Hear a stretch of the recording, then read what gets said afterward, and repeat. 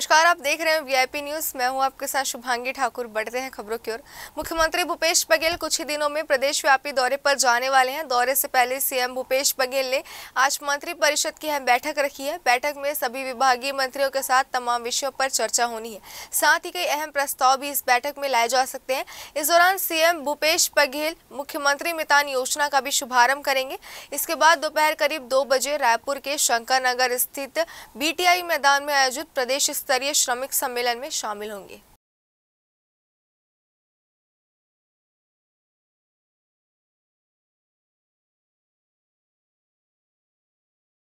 दिल्ली में प्रधानमंत्री नरेंद्र मोदी और गृह मंत्री अमित शाह से मुलाकात किए जाने के बाद पूर्व मुख्यमंत्री डॉक्टर रमन सिंह शनिवार की शाम रायपुर से वापस लौटे हैं। यहां पहुंचकर उन्होंने अपने दौरे की जानकारी दी। वहीं प्रधानमंत्री नरेंद्र मोदी और अमित शाह से विभिन्न मसलों पर चर्चा होने की बात कही है।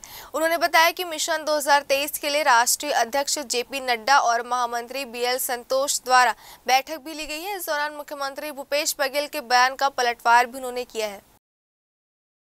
माननीय प्रधानमंत्री जी से भेंट दिल्ली की यात्रा के दौरान हुआ। गृह मंत्री जी से मिला। छत्तीसगढ़ की राजनीतिक परिस्थितियां और छत्तीसगढ़ के विषय को लेकर भी उनके मन में कुछ विषय थे जिसकी जानकारी हुई और संगठनात्मक दृष्टि से भी उन्होंने छत्तीसगढ़ के बारे में अपनी उत्सुकता दिखाई और मैंने उनको धन्यवाद बधाई भी दिया 4 राज्यों की जीत के लिए और केंद्र सरकार की योजनाएं जिसका असर गांव गरीब और किसान तक हो रहा है। और आज पूरे हिंदुस्तान में यदि एक नेता जो अपने आप में लगातार अपनी उपस्थिति दर्ज करा रहा है और लोकप्रियता के ग्राफ में दुनिया में सबसे ऊपर है तो मोदी जी की कार्यपद्धति और मोदी जी काम, और उसमें हमने वही कहा कि उनका आशीर्वाद छत्तीसगढ़ को मिले और हम लोगों के साथ छत्तीसगढ़ को और हम लोग आगे बढ़ाएं। शनिवार की शाम दिल्ली दौरे से लौटने के बाद पूर्व मुख्यमंत्री डॉक्टर रमन सिंह ने राज्य सरकार पर जमकर निशाना साधा। उन्होंने प्रदेश में हो रहे बिजली संकट, नवा रायपुर किसान आंदोलन सहित विभिन्न विषयों को लेकर प्रदेश सरकार पर हमला बोला। तो वहीं सीएम बघेल द्वारा मजदूर दिवस के दिन बोरेबासी खाने की अपील पर भी अपनी बात रखी और लू से बचने प्याज और मट्ठा के साथ खाने की सलाह भी दी। निश्चित रूप से 500 दिन का समय बचा है तो 500 दिन की कार्य योजना बना के संगठन में और गतिशीलता आएगी और तेजी से काम। वो तो ऐसा है, भूपेश जी का सवेरे शाम एक ही धंधा है। यदि कोई गड़बड़ हो रहा है तो उसको केंद्र के ऊपर कर दें। जो कुछ छत्तीसगढ़ में नहीं कर पा रहे हैं उसके जवाबदारी खुद को लेनी चाहिए। कोल तो ऐसा है कि डोमेस्टिक कोल और जो बाहर से कोल आता है, और डोमेस्टिक कोल जो खरीदते हैं इंडस्ट्री के लोग खरीदते हैं। और आज ये विषय था कि जो पावर का डिमांड अप्रैल मई आते आते ये 20% तक बढ़ जाता है। अभी भी 12-13% पावर का डिमांड बढ़ा है। जैसे जैसे पावर का डिमांड, गर्मी आती है ऐसी चलते हैं और कूलर चलते हैं, डिमांड बढ़ता है तो डिमांड के अनुसार प्रोडक्शन बढ़ाना चाहिए। मगर ये मैं कह सकता हूँ कि हर साल गर्मियों के समय थोड़ी क्राइसिस आती है। अच्छा है, गर्मी आ गया है, बोरेबासी मठा और प्याज डाल के खाएं तो लू नहीं लगेगा और अच्छी बात है। स्वाद में भी अच्छा होता है और सेहत के लिए भी अच्छा होता है। अप्रैल माह की गर्मी ने इस बार अब तक के सभी रिकॉर्ड तोड़ दिए हैं। प्रदेश में अधिकतम पारा 46.9 डिग्री दर्ज किया गया है। शनिवार को महासमुंद जिले में सबसे ज्यादा तापमान 46.9 डिग्री दर्ज किया गया है। वहीं राजधानी रायपुर में 44.6 डिग्री सेल्सियस तापमान मापा गया। बता दें कि ये 2012 से अब तक अप्रैल महीने में मापा गया सबसे अधिक तापमान है। हालांकि मौसम विभाग की माने तो जल्द ही प्रदेश के कुछ हिस्सों में हल्की से मध्यम बारिश हो सकती है।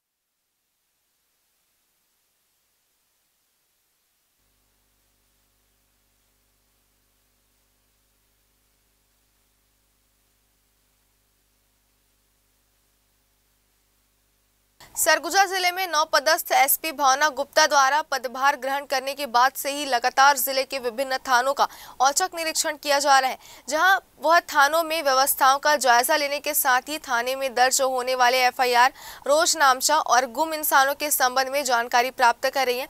इसी क्रम में जिले के एसपी भावना गुप्ता ने कोतवाली थाने पहुंचकर थाने का औचक निरीक्षण किया।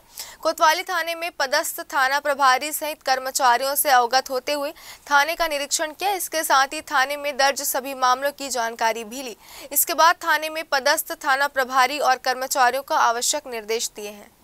देखिए, यहाँ सूरजपुर सरगुजा ज़िले का प्रभार ग्रहण करने के बाद सभी थानों का औचक निरीक्षण किया जा रहा है। इसमें थाना का जनरल देखरेख, यहाँ की तैनाती, इंफ्रास्ट्रक्चर, पेंडिंग अपराध और विभिन्न तरह की चीज़ों का एक आकस्मिक आंकलन और निरीक्षण किया जा रहा है। आज इसी कड़ी में कोतवाली थाना हमने विज़िट किया और यहाँ पे अपराध निकाल संबंधित और लॉ एंड ऑर्डर के बेटर मेंटेनेंस संबंधित निर्देश दिए गए। जांजगीर में नकली सोने के सिक्के और सोने के बिस्किट बेचने वाले गिरोह का खुलासा हुआ है। बलौदा पुलिस ने इस संबंध में 3 लोगों को गिरफ्तार किया है। आरोपियों के कब्जे से 10,000 नकद, 50 नकली सोने के सिक्के, 17 नग नकली सोने के बिस्किट जब्त किए गए हैं।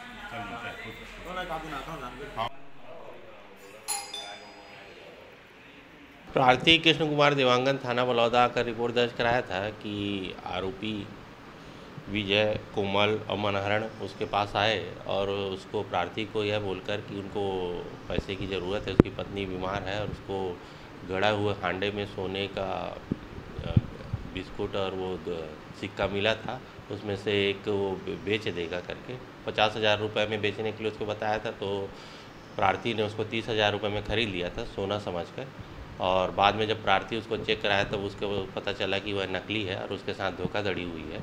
प्रार्थी की रिपोर्ट पर थाना बलौदा में अपराध क्रमांक 179 धारा 420-34 दर्ज किया गया और उसमें विवेचना की गई। दबिश देकर जब आरोपियों को पकड़ के पूछताछ की गई तो उन्होंने बताया कि वो योजना बनाए थे कि इस प्रकार से ठगी करेंगे और इसमें जो मनहरण लोहार है उसकी सहायता से इन लोग नकली धातु का बनाकर उसको सोने जैसा दिखता है उस टाइप का बनाए हैं और सिक्का नुमा भी बनाए हैं ताकि वो सबको धोखा दे सके कि हमको ये गड़ा हुआ मिला, कोई भी उसको देख कर ये विश्वास कर ले कि हाँ इनकी बात सच है।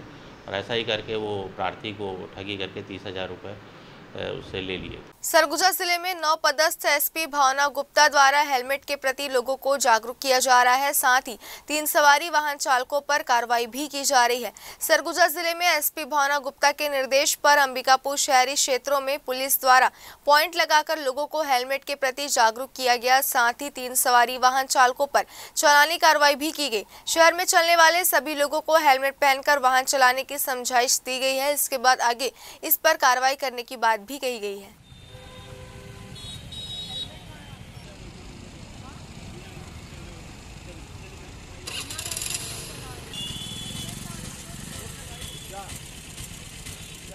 हमारा शहरी इलाका है और यहाँ पे अमूमन एक्सीडेंट के केसेस देखने को मिलते हैं। आप ही के चैनल के माध्यम से मैं हमारे सभी यहाँ के रहने वालों को, सभी निवासियों को ये अपील करना चाहती हूँ कि वो सड़क पे निकलें तो निश्चित तौर पे हेलमेट पहन के निकलें ताकि उनकी जान बच सके।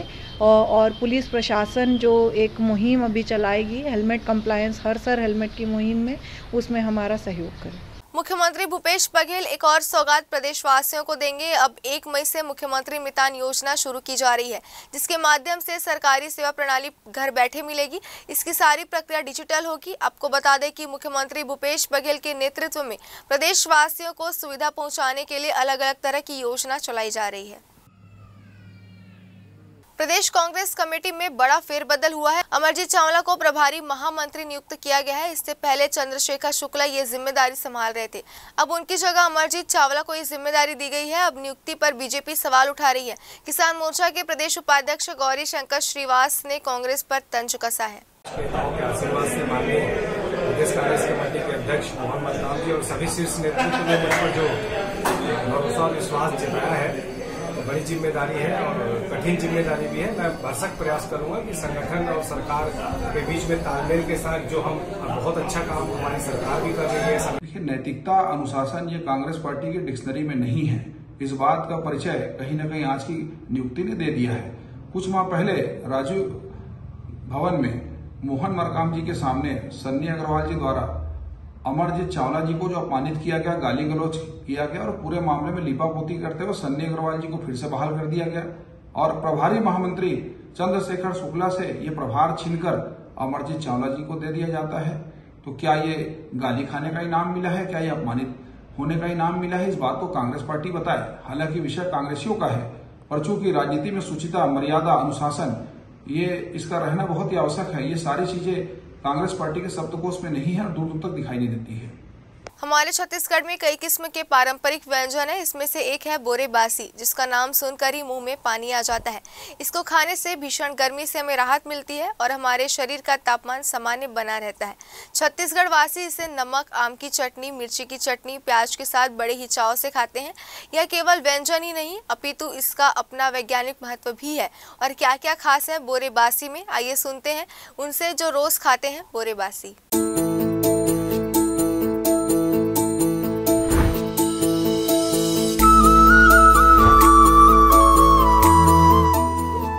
मैं बोरेबासी लाया हूँ काका। अच्छा गर्मी के दिन में बढ़िया जुड़ है, खाए में अच्छा लगता, बासी भात ले।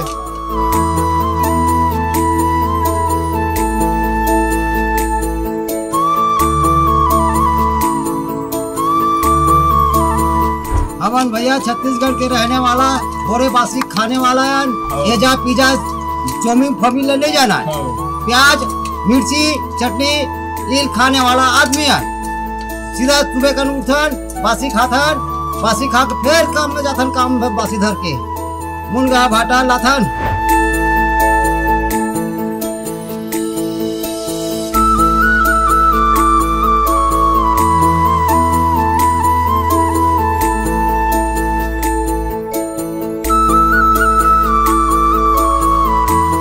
ये हमारे छत्तीसगढ़ पहचान गया बोरेबासी का।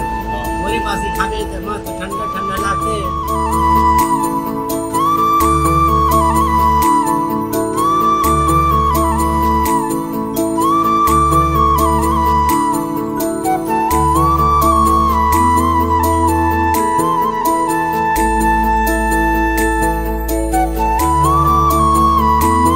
देश के तमाम राज्यों के मुख्यमंत्रियों और उच्च न्यायालयों के मुख्य न्यायाधीशों का नई दिल्ली के विज्ञान भवन में संयुक्त सम्मेलन हुआ। कार्यक्रम में छत्तीसगढ़ के मुख्यमंत्री भूपेश बघेल ने भी शिरकत की थी। विकास के छत्तीसगढ़ मॉडल से देश में अपनी अलग पहचान बनाने वाले मुख्यमंत्री बघेल से भाजपा और गैर भाजपा शासित राज्यों के मुख्यमंत्रियों ने पूरी गर्मजोशी से मुलाकात की।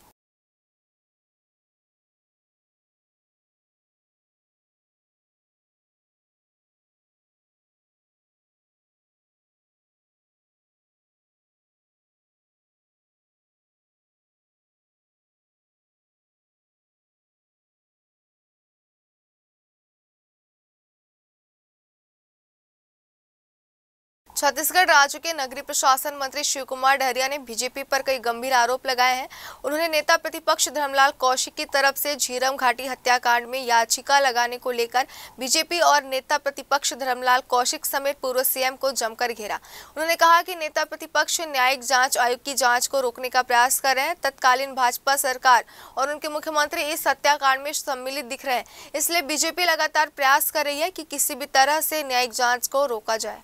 सवाल उठ रहा है, खड़ा हो रहा है माननीय नेता प्रतिपक्ष के इस याचिका के बाद।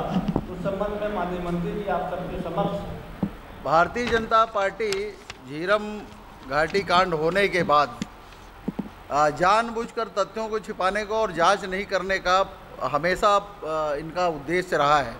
निश्चित रूप से आप जानते हैं सीबीआई की जांच नहीं होने दे रहे थे, एनआई की जांच को रोक दिया था, एसआईटी की जांच नहीं होने देना चाह रहे थे आदरणीय रमन सिंह जी और उनकी सरकार। अब हमारे नेता प्रतिपक्ष आदरणीय धर्मलाल कौशिक जी जो न्यायिक जांच आयोग सरकार ने गठित की है, उसके बारे में न्यायालय में जाके जांच को रोकना चाह रहे हैं। आखिर भारतीय जनता पार्टी इसके जांच को रोकना क्यों चाहती है? क्या किन लोगों की इनमें संलिप्तता है? क्या भारतीय जनता पार्टी के लोगों की संलिप्तता है?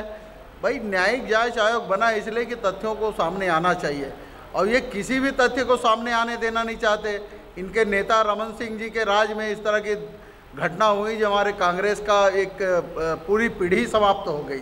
स्वामी आत्मानंद उत्कृष्ट इंग्लिश मीडियम स्कूल में प्रवेश के लिए लोगों का जबरदस्त रुझान देखकर मुख्यमंत्री भूपेश बघेल ने शैक्षणिक सत्र 2022 से 50 नए स्वामी आत्मानंद उत्कृष्ट इंग्लिश मीडियम स्कूल खोलने का निर्णय लिया है।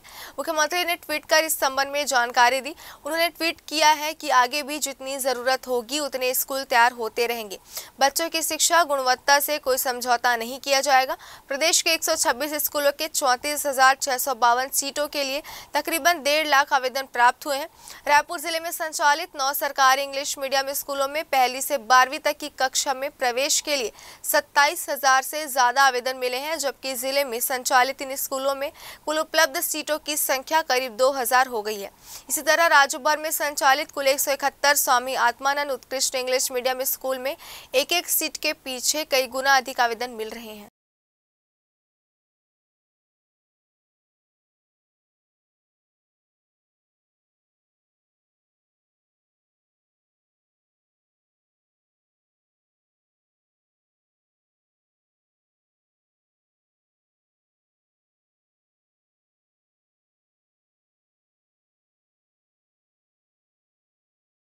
इन दिनों भीषण गर्मी का कहर है। वहीं सरगुजा की बात करें तो जिले में अप्रैल माह के अंतिम दिनों में पारा 41 डिग्री से लेकर 42 डिग्री हो गया। इस भीषण गर्मी से सामान्य जीवन अस्त व्यस्त नजर आ रहा है।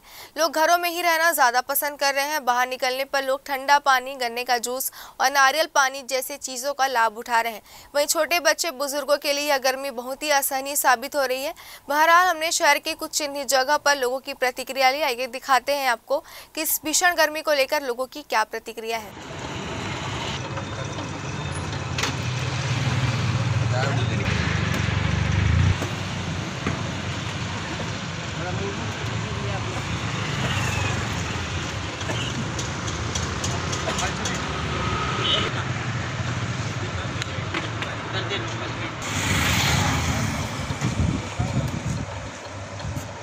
इतनी कड़ी धूप तो बहुत पड़ रही है। सरगुजा में पारा चूँकि अभी 42 डिग्री तक पहुंच गया है, उससे ऊपर भी जाने का अनुमान है।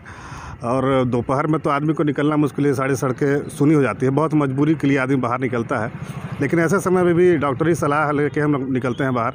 गर्मी के समय में लोगों को राहत के लिए ठंडा पेय हमेशा लेते रहना चाहिए, जैसे नारियल का पानी हो गया, फ्रूट्स हो गया, जूस हो गया। इस तरह से लेने से क्या है कि आदमी को लू लगने से भी बचा जा सकता है। गर्मी ज़्यादा बढ़ चुकी है। गर्मी में क्या है कि लोग पीने की संख्या बढ़ जाती है। आजकल लोग ठंडा से ज़्यादा नारियल पानी को पसंद करते हैं, इसलिए थोड़ा हम लोग की आमदनी बढ़ चुकी है।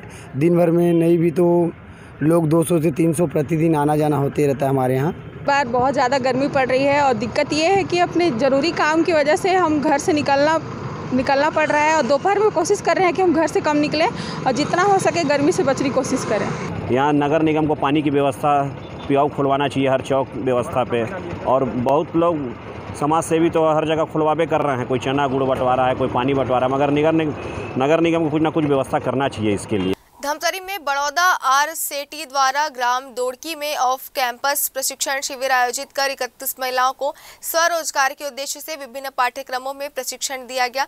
शिविर में महिलाएं अचार, पापड़, मुरब्बा और मसाला पाउडर बनाने की बारीकियों से रूबरू हुई।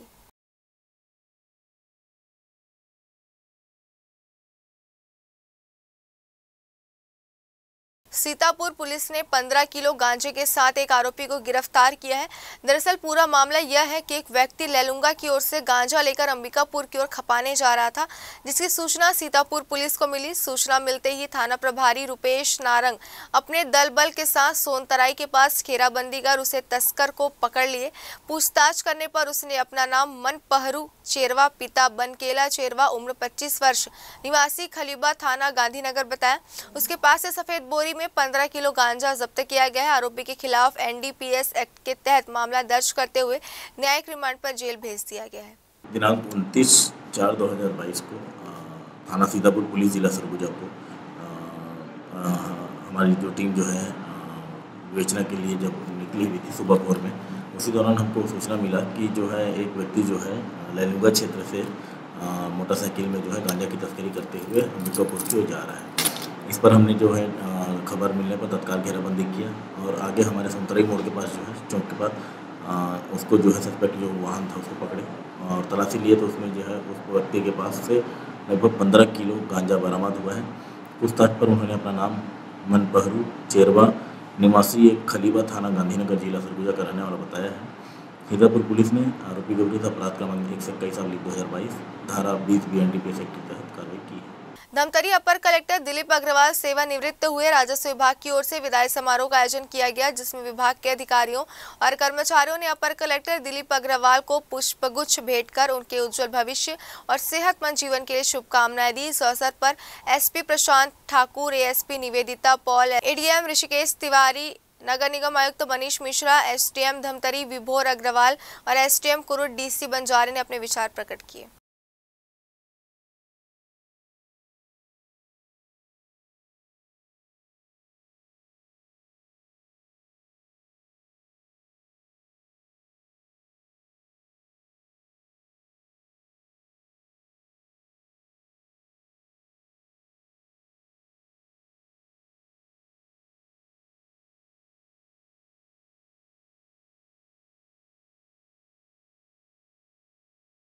इस बुलेटिन में फिलहाल इतना ही। बने रहिए वीआईपी न्यूज़ के साथ। नमस्कार।